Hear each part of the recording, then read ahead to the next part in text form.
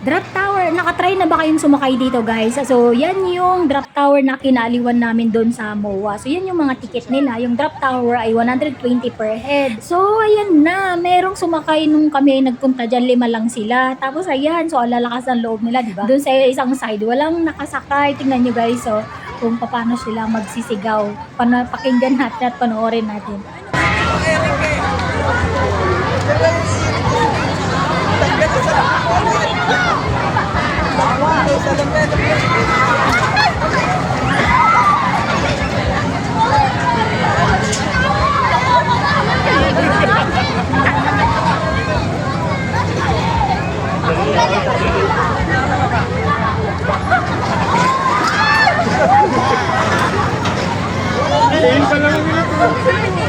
Ginusto mo yan.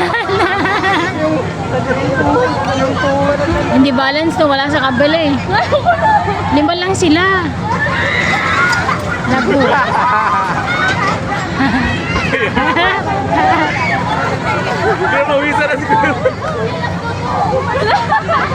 Sige pa kuya. Kuya, sige pa. Baka kami sumuka na.